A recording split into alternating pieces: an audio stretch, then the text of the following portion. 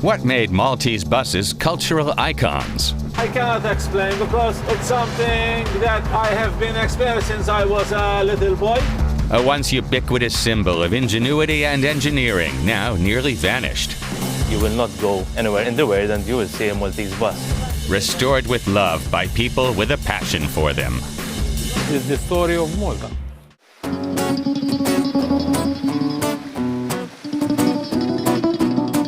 Hi, my name is Etienne Falson. I am 50 years old. This is my bus. It's a 1950 Bedford. Our nickname is Bajadera.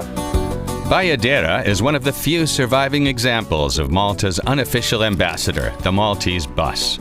Back in the day, these buses were the very lifeblood of the country's transportation, ferrying locals and tourists alike, long before cars became the de facto mode of transportation. From 1814 to 1964, Malta was a British colony. In the early 1900s, a few buses were imported into Malta, primarily from England. But it was only after World War II that these gems of Maltese transportation were born. With limited manufacturing capacity, local innovation led to the invention of the Maltese bus. Each bus started out as a lorry or decommissioned military vehicle imported from England. Maltese coach builders converted them into full-fledged buses, building each by hand.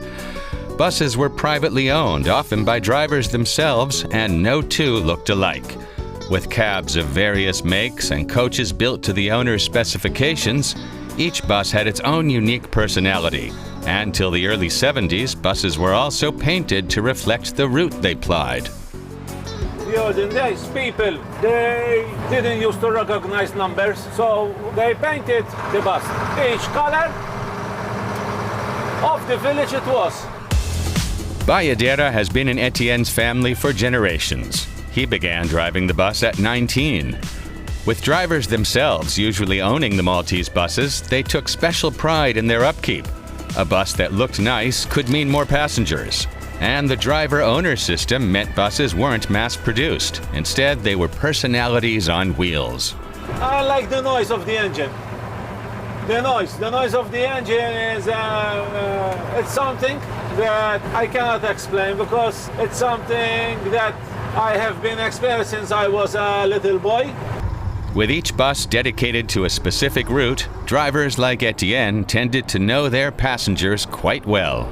People used to use us going for work, going for shopping in Valletta and things like that. So you used to get friends with people coming with passengers. So you miss them. Eventually, calls for progress and modernization signaled the death of Malta's quirky buses. In 2011, mass-produced King Long buses from China took over. Traditional bus owners were encouraged to give up their vehicles, by then all painted a standard yellow, in exchange for money, and pieces of Malta's transport history simply rotted away. While Etienne didn't give up Bajadera, the bus rusted for several years until he finally decided to restore it. And it all happened at Scarnif Garage, one of Malta's last few remaining coach builders and restorers. Hi, Franz. Hi, Mauro.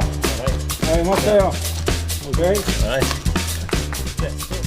Mauro and Francis Attard have a passion for preserving old Maltese buses, painstakingly rescuing them from the brink of extinction. Francis has been in the business for over 30 years. When I started with Scarnif, I built the first truck in the 1990s. I did the shape myself, I built everything myself by hand, and I started the first coach. While building and repairing low-floor buses is their bread and butter, it's restoration projects that truly require patience and ingenuity. Rebuilding a single bus can take around 18 months. There's nothing that we can buy completely ready and just install it. So everything is going to be done manually and created. Even sourcing taillights involves resourcefulness. So they used to be of a car, and then they were fitted in a bus. So it's not just something, I have a Thames, and these are the lights of the Thames. That's where they do them unique. Every curve and panel is shaped by hand, echoing an era when bus building involved as much carpentry as engineering. The aim is always the same. Now the philosophy and how we are restoring them is to get the original body into shape and available to the people. Seeing them gone, scrapped, with no use at all, it's something that hits you a big time, you know. With the buses once such a beloved part of Malta's cityscape, the calls for them to be resurrected have grown louder. Today, more old buses are being restored and put back into service as tour buses, giving people a taste of what once was. For Francis, coach building is his profession.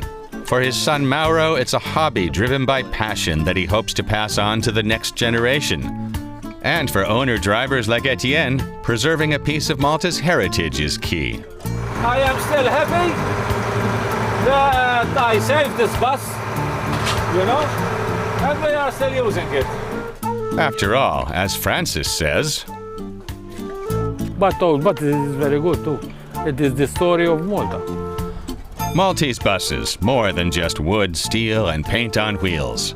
A symbol of a country's ingenuity and an enduring legacy of a time when the results of craftsmanship and creativity carried not just passengers, but the hopes and dreams of the Maltese people.